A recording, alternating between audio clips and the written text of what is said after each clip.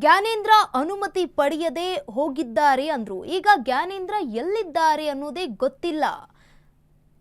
ಗೃಹ ಸಚಿವ ಪ್ರಿಯಾಂಕ್ ಖರ್ಗೆ ದಿಢೀರ್ ಉಲ್ಟಾ ಹೊಡೆದಿರುವಂತದ್ದು.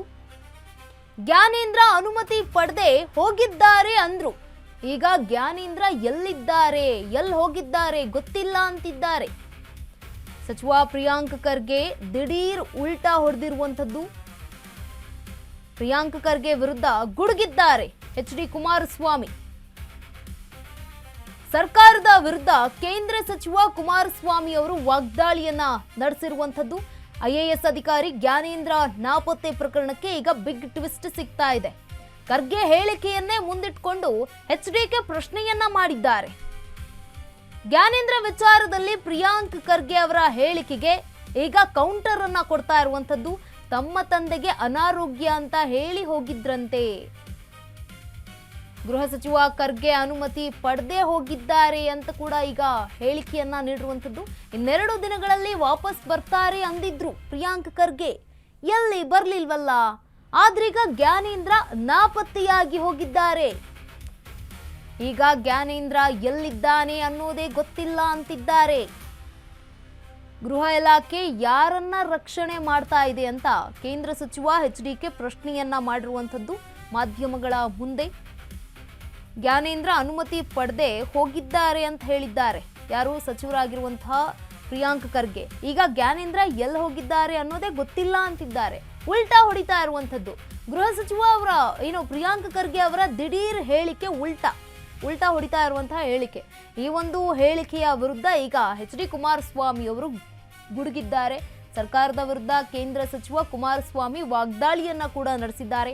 ಐಎಎಸ್ ಅಧಿಕಾರಿ ಜ್ಞಾನೇಂದ್ರ ನಾಪತ್ತೆ ಪ್ರಕರಣಕ್ಕೆ ಇವತ್ತು ಬಿಗ್ ಟ್ವಿಸ್ಟ್ ಅಂತಾನೆ ಹೇಳಬಹುದು ಈ ಒಂದು ವಿಚಾರ.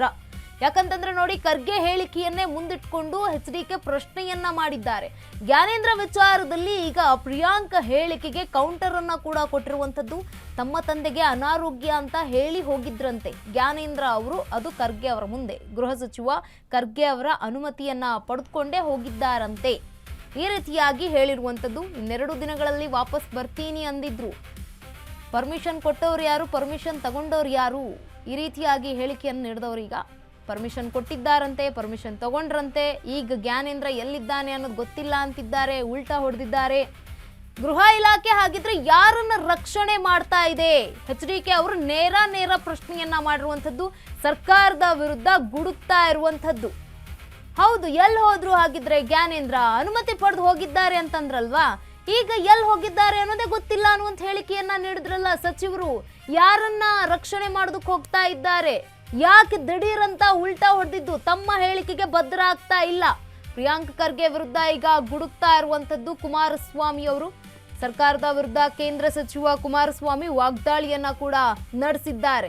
ಐಎಎಸ್ ಅಧಿಕಾರಿ ಜ್ಞಾನೇಂದ್ರ ನಾಪತ್ತೆ ಪ್ರಕರಣಕ್ಕೆ ಈಗ ಬಿಗ್ ಟ್ವಿಸ್ಟ್ ಸಿಗ್ತಾ ಇದೆ. ಜ್ಞಾನೇಂದ್ರ ಅವರು ಎಲ್ಲೂ ಕಾಣಿಸ್ತಾ ಇಲ್ಲ, ನಾಪತ್ತೆಯಾಗಿದ್ದಾರೆ ಇನ್ನೂ ಕೂಡ. ಆದ್ರೆ ಖರ್ಗೆ ಅವ್ರ ಮುಂದೆ ಹೇಳಿಕೆಯನ್ನ ನೀಡಿದ್ರಂತೆ, ನಮ್ಮ ತಂದೆಯವ್ರಿಗೆ ಹುಷಾರಿಲ್ಲ, ಹೋಗಿ ಬರ್ತೀನಿ, ನೋಡ್ಕೊಂಡು ಬರ್ತೀನಿ ಅಂತ. ಪರ್ಮಿಷನ್ ತಗೊಂಡ್ರು ಅಂತ ಅವರೇ ಹೇಳಿದ್ದು ಮಾಧ್ಯಮದ ಮುಂದೆ. ಈಗ ಗೊತ್ತಿಲ್ಲ ಏನಾಗಿದೆ ಅಂತ, ನನಗೇನು ಗೊತ್ತಿಲ್ಲ ಅಂತ ಹೇಳಿಕೆ. ಅಂದ್ರೆ ಅನುಮತಿ ಪಡೆದೇ ಹೋಗಿದ್ರು. ಈಗ ಯಾಕೆ ಈ ರೀತಿಯಾಗಿ ಉಲ್ಟಾ ಹೇಳಿದ್ರು?